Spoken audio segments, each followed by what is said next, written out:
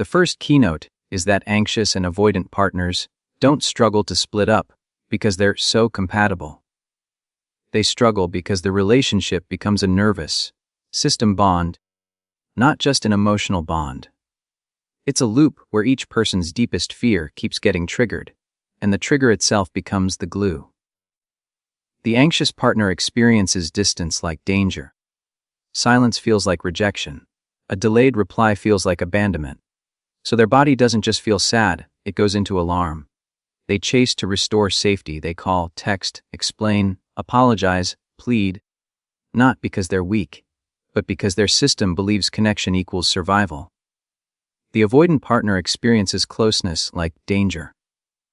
Intensity feels like pressure. Emotional conversations feel like exposure. Expectations feel like being trapped. So their body also goes into alarm, and they withdraw to restore safety. They go quiet, get busy, minimize, shut down. Avoid the conversation, not because they're cold, but because their system believes distance equals survival. When these two patterns meet, you get a perfect storm. The anxious partner chases. The avoidant partner retreats. The more one chases, the more the other retreats. The more one retreats, the more the other chases. It becomes a feedback loop where both people feel unsafe at the same time, but in opposite directions. And here's the key: they don't just miss each other, they need each other to regulate. The anxious partner needs contact to calm down. The avoidant partner needs space to calm down. So whenever the relationship threatens to end, both systems flare up. The anxious partner panics because the bond is being removed. The avoidant partner panics because the breakup often comes with emotional intensity, demands for closure, and big conversations. Both feel threatened, and threatened people reach for what is familiar, even if it hurts. This is why breaking up doesn't feel clean. It feels like withdrawal. The anxious partner may promise themselves they're done, then feel a crushing urge to reconnect. Their mind starts bargaining. Maybe I overreacted. Maybe if I say it better, they'll finally understand. Maybe I should just send one message. Their body craves the relief that contact provides, because contact temporarily turns off the alarm. On the other side, the avoidant partner may act like they're fine at first, but once the pressure drops, they begin to feel the loss differently. They might miss the person in quiet moments, but what really pulls them back is the loss of control and the fear of permanent disconnection. They don't want conflict, but they also don't want to lose access. So they return in small ways: a check-in, a casual message, a soft reach that keeps them safe. That small reach gives the anxious partner hope, and hope restarts the cycle. So the first keynote is that the attachment bond is misread as love. People think, we can't quit each other, so it must be real. But often what's real is the nervous system conditioning.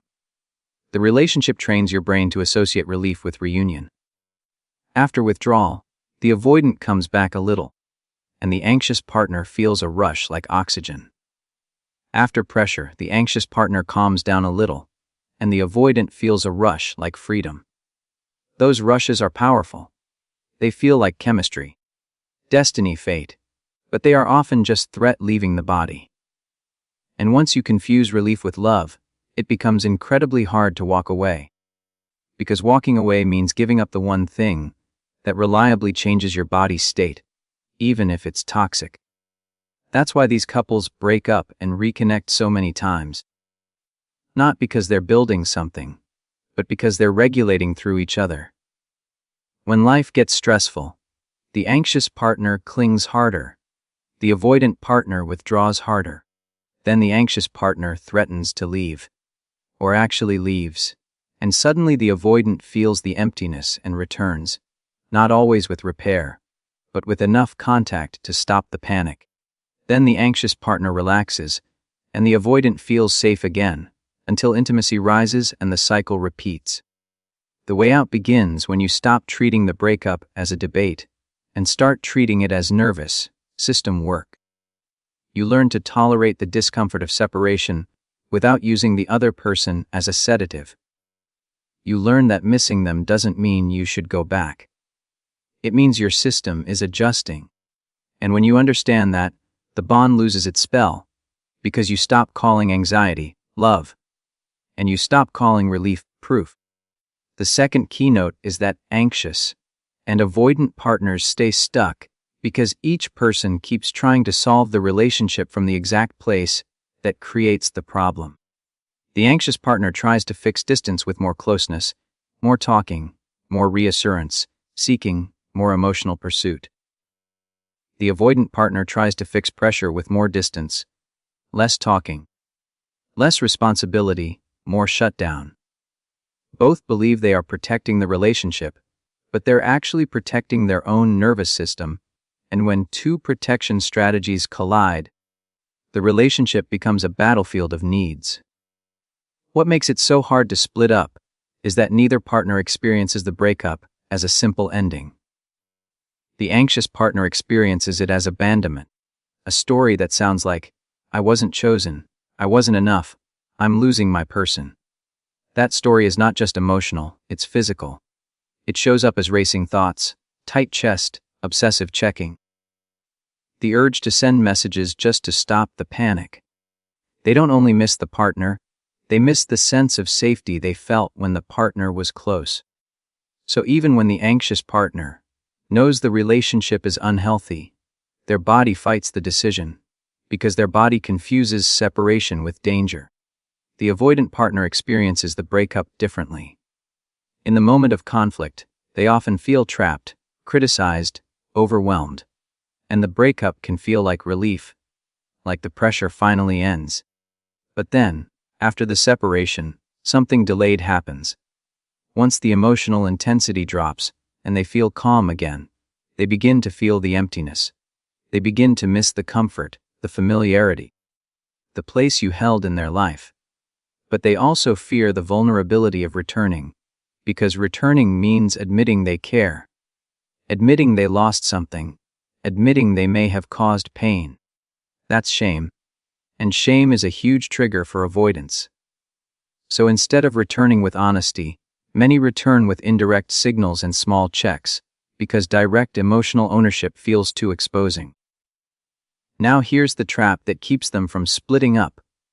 The anxious partner interprets the avoidance withdrawal as proof they need to pursue harder, and the avoidant interprets the anxious partner's pursuit as proof they need to withdraw harder. Every move confirms the other person's fear. The anxious partner thinks, see, they're leaving. I have to fight for this. The avoidant thinks, see, it's too intense, I have to escape. So even when they say they're breaking up, the emotional system underneath is still running the same program. The anxious partner threatens to leave, hoping it will pull the avoidant closer. The avoidant says, maybe we should end it, hoping it will calm the anxious partner down. And both are using separation as leverage instead of using it as a boundary. This is why the breakups are messy and long. The anxious partner keeps trying to get a final conversation that gives certainty, closure, and emotional reassurance. The avoidant keeps trying to end it without the heavy emotional conversation. So they keep circling the same fight, because the anxious partner wants words and connection to calm down, and the avoidant wants quiet and space to calm down.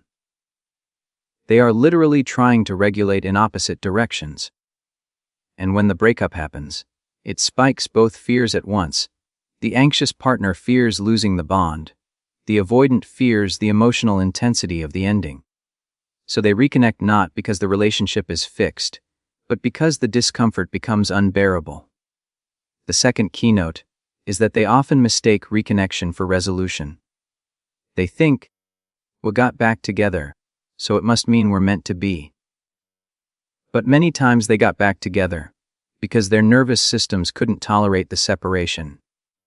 The anxious partner got relief from contact. The avoidant got relief from the conflict ending. Both felt better, so they assumed the relationship was better. But the pattern wasn't healed, it was paused. The only way out is to stop doing the reflex that keeps the cycle alive.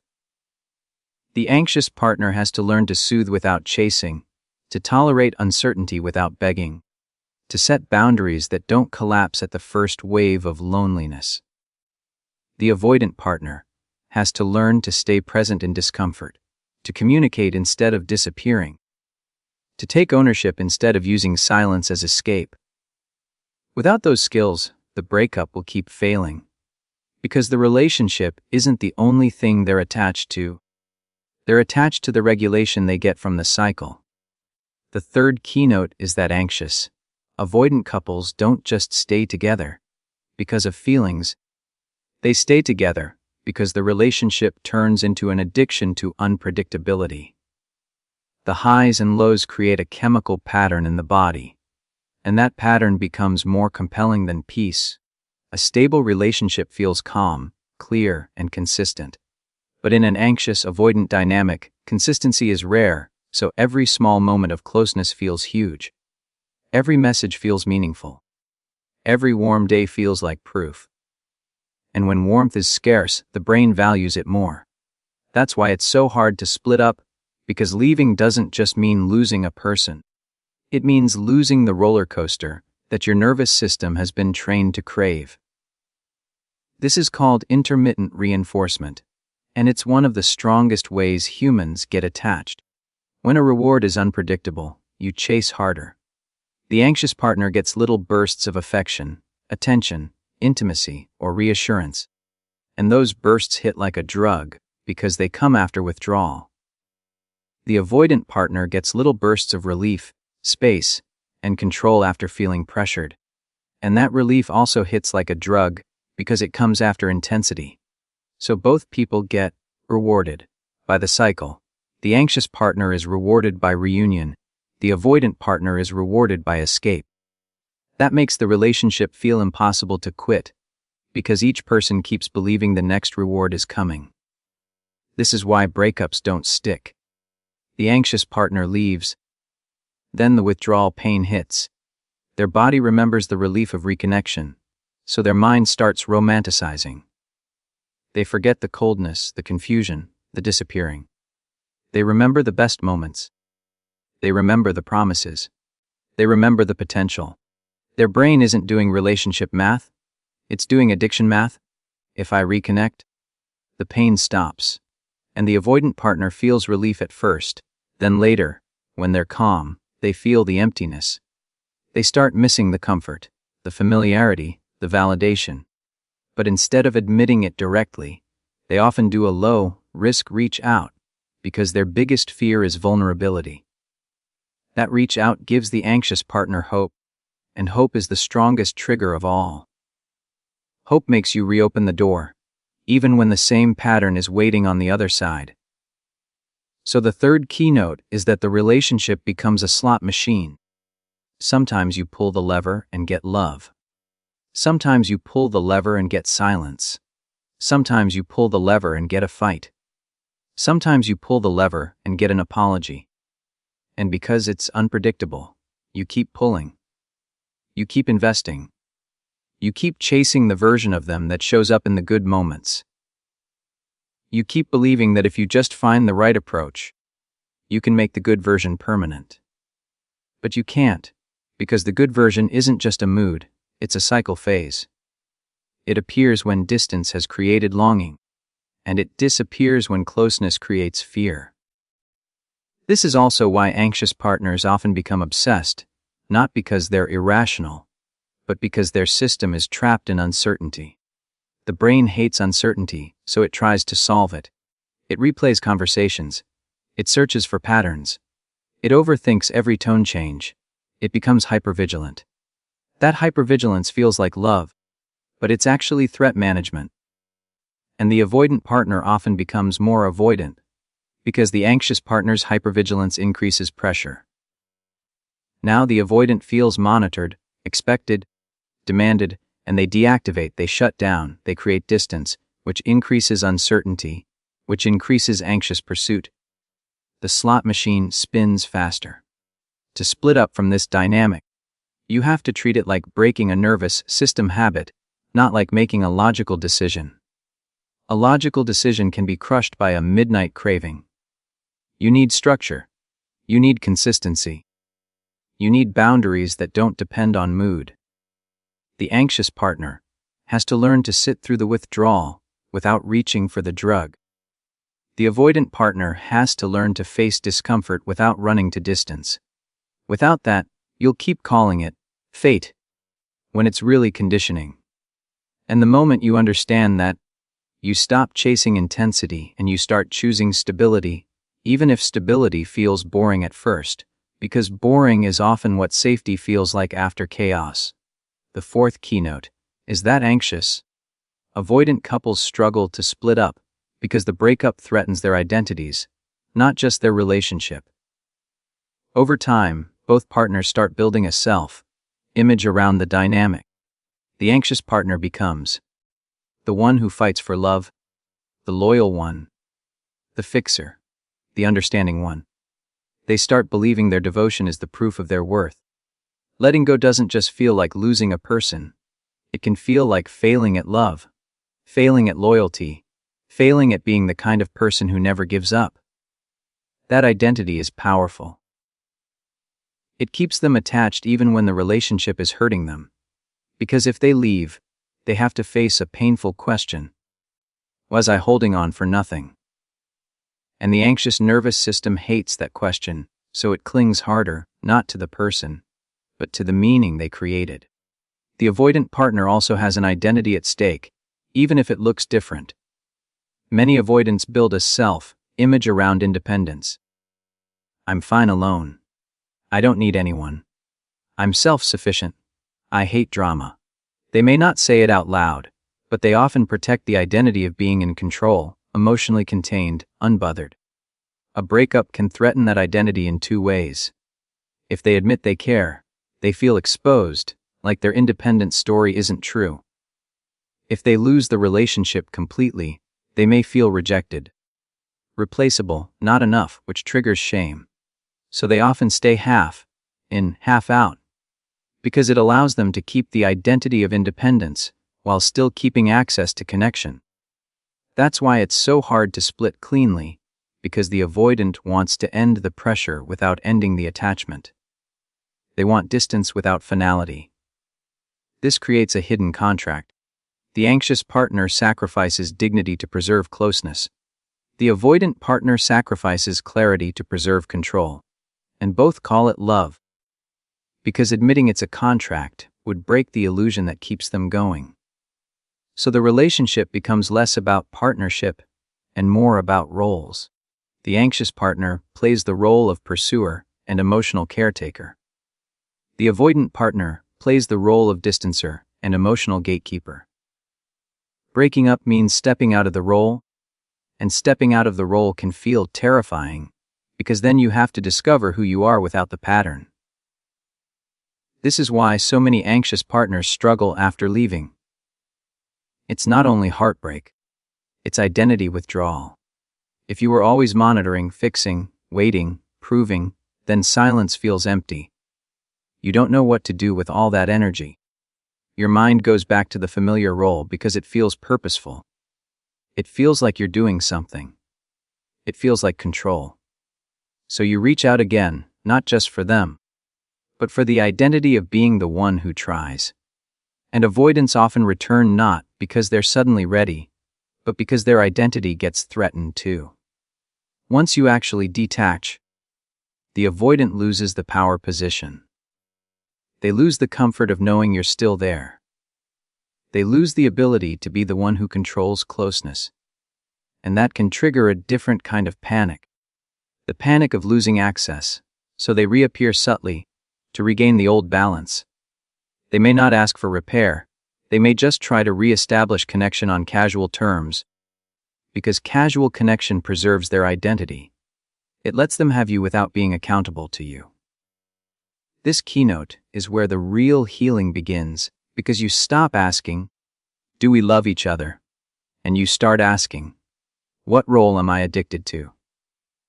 Are you addicted to chasing because it makes you feel valuable? Are you addicted to being needed because it gives you purpose? Are you addicted to independence because vulnerability scares you? Are you addicted to control because uncertainty feels unbearable? When you identify the role, you start gaining freedom. Splitting up becomes possible when both people are willing to let their identities evolve.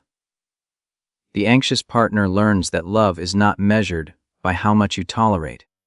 The avoidant partner learns that independence is not the same as emotional avoidance. And if only one person evolves, the relationship still ends, but it ends for a powerful reason. Because you refuse to keep your identity trapped in a cycle that was shrinking your life. The fifth keynote is the final reason it's so hard to split up. The cycle creates unfinished emotional business, and unfinished business keeps people bonded long after the relationship stops being healthy. Anxious, avoidant dynamics rarely end with clean closure, because closure requires two things this pairing struggles with most: emotional clarity and sustained presence. The anxious partner wants a deep conversation that explains everything, names feelings, confirms love, and reduces uncertainty. The avoidant partner wants the intensity to end, wants conflict to stop, wants relief, and often hopes the breakup can happen quietly without a heavy emotional process. So the relationship ends the same way it often operated. One person reaches for more contact, the other reaches for less. That mismatch leaves questions unanswered, feelings unprocessed, and hope still alive. And hope is what keeps the door cracked open. Unfinished business shows up in the anxious partner as rumination. They replay every moment, trying to solve what happened like a puzzle. They think if they can understand it perfectly, they can feel safe again. They search for the reason, the hidden meaning, the real truth. They write messages in their head. They plan what they would say if they got one more conversation. And because the avoidant often leaves things ambiguous, the anxious partner doesn't get a clean ending, they get a cliffhanger. A cliffhanger is torture to an anxious nervous system, because uncertainty feels like danger. So the anxious partner keeps reaching, not always because they want to reconcile, but because they want to stop the mental spinning. They want the final sentence that makes the pain make sense. Unfinished business shows up in the avoidant partner as delayed grief and unclaimed feelings. Avoidants often shut down in real time, so they don't feel the full loss while the relationship is ending. They feel relief first, because the pressure is gone. But later, when life gets quiet, when the nervous system is calm, the emotions start surfacing. Suddenly they miss the person. Suddenly the memories hit. Suddenly they feel a sting of regret. But because they struggle to tolerate vulnerability, they often don't process that grief openly. They process it indirectly. They hover. They check in casually. They send small signals that keep them safe. They look for a way to reconnect without having to admit how deeply they're affected. That creates a new round of unfinished business, because the anxious partner reads the signals as hope, and the avoidant partner uses the signals as comfort.